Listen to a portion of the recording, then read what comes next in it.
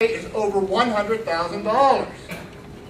Okay, a 6-foot Yamaha, maybe this size right now, is going to be somewhere around $35,000. So these are very expensive instruments. Now, this piano is not as expensive, and I'm not going to talk about the price. What I'm trying to emphasize is that the more you know about the piano and how it's made, the better off you are, because they have different philosophies on how they make pianos. Okay? So the point I wanted to make just up front here was that you need to look carefully as a scientist to how the piano is made. Now I'm going to put this one back,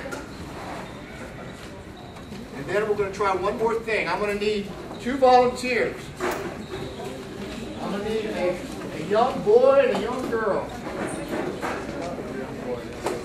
Okay? Same one, okay, come here, all right? Okay, you're gonna stay right here. Stand right in front of you, sweetheart. You're gonna come over here. You're gonna play on this little Chinese one over here. Okay, you stand in front of that keyboard. You ready? Okay, you've got to put this on here. You're gonna be my assistant. You're gonna learn how to put this together. All right, now. The next thing about pianos is the art of pianos. How does it sound? Does a piano sound pretty? Does this piano sound bold? Does the piano sound loud? What does the piano sound like? So I have some volunteers here. I'm going to ask you to play this lowest note when I tell you. Not until I tell you. Not yet, okay? And you're going to play the lowest note over here. Not yet, okay? Now I'm going to play this one here. I'm going to start. Ready? Now ask everyone out there to listen carefully. Tell them listen. Okay, I'm going to play this note.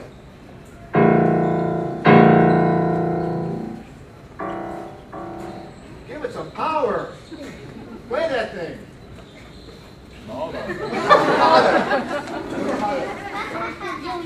Play A. Okay, very good. Loud. So we have, listen carefully to the tone.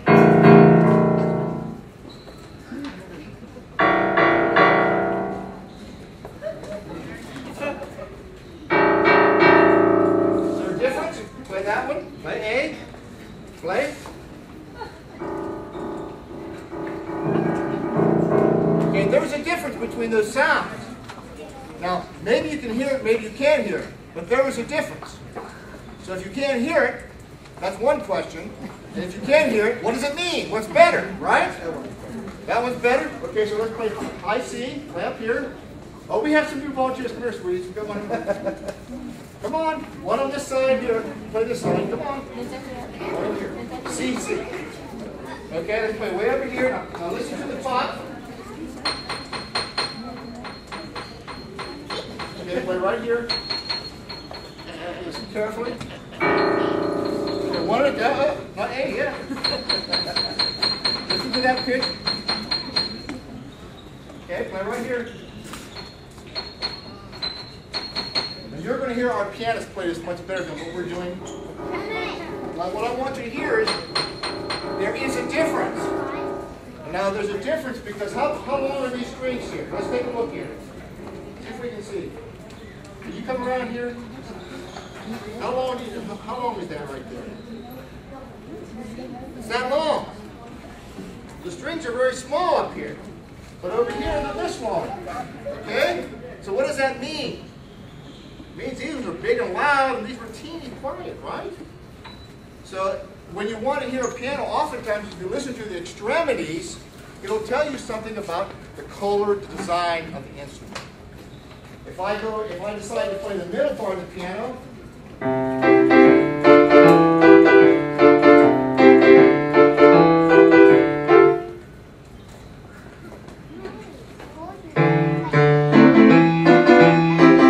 here's my tune. Okay, one last one. We'll play the Yamaha.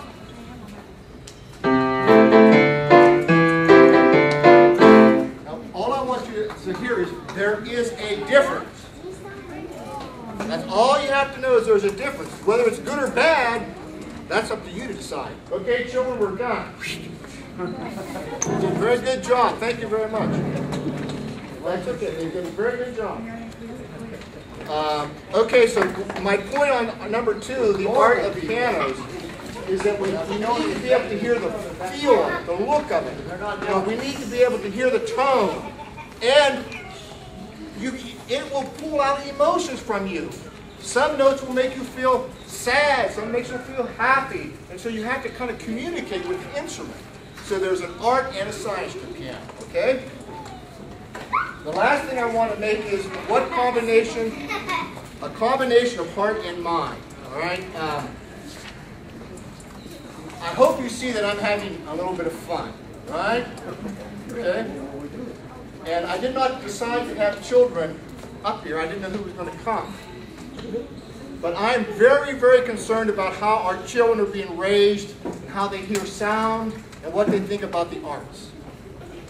I'm a person that believes that many of the rich traditions we have in the piano, the sound of the piano, the classical music that was written across cultures, are something we're going to lose if we don't train our children to hear these rich variety of sounds that have been passed down by human tradition. And I'm concerned that we're going to wake up someday in 100 years and we're all going to have these little electronic keyboards. We're all going to have digitalized stuff and so forth, and we're not going to hear any more acoustical sound. And so for me, it's very important that the children see that this can be fun. Playing the piano can be fun. And the music is challenging, and it can pull out emotions, or whole richness there. So when you select the piano, I believe you're selecting the piano, and I say in a soulful sense. I mean, I think of it like a spiritual dimension, in that it enriches your life, it pulls out your emotions, it helps you to express your feelings. And so for me, the selection of a piano is probably one of the most important decisions a family will make in a lifetime. You're going to be remembered, your family is going to be remembered, so for me it's very important that you take the time and think about both the art, the sciences, and the art. Now, because I'm watching my time here, and I'm already talking a little bit too much, I'm going to say that some of us are not experts in pianos. Now I am a great exception to that, of course, but most of us are not experts in pianos, right? So when we go to select a piano, we're going to spend a lot of money. We have to ask ourselves, why am I buying this piano? And, what is a good buy? Am I spending my money wisely? Am I being foolish? What am I doing? And so I say, you can get an insurance policy. Wouldn't it be nice to have an insurance policy every time you made a decision? If you had made a bad decision, you could have it wiped away.